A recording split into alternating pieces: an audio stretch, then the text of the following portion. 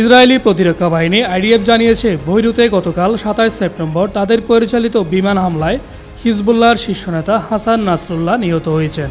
ওই হামলায় হিজবুল্লাহর দক্ষিণ ফ্রন্টের কমান্ডার আলী কারকিও নিহত হয়েছে বলে দাবি আইডিএফের।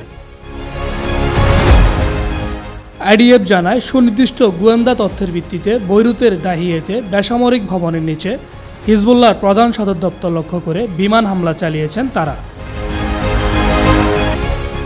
এর আগে নাসরুল্লাহর খুব কাছের লোকদের বরাতে রয়টার্স সহ একাধিক আন্তর্জাতিক বার্তা সংস্থা জানিয়েছে হিজবুল্লাহর প্রধান বেঁচে আছেন এবং ভালো আছেন, যদিও হামলার পর থেকে তার সঙ্গে যোগাযোগ করা যাচ্ছিল না, এমনটাই দাবি করেন ইরানি এবং স্থানীয় সংবাদ মাধ্যমগুলো।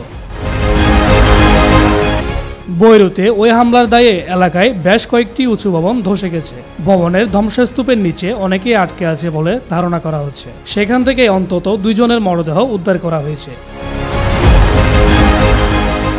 এই হামলার আগে ইসরায়েলি প্রধানমন্ত্রী বেনিয়ামিন নেতানিয়াহু জাতিসংঘের সাধারণ পরিষদের অধিবেশনে তার ভাষণে বলেন, লক্ষ্য অর্জন করার আগে হিজবুল্লাহর বিরুদ্ধে তাদের অভিযান বন্ধ হবে না। আন্তর্জাতিক ডেস্ক, মিডিয়া এক্সপ্রেস।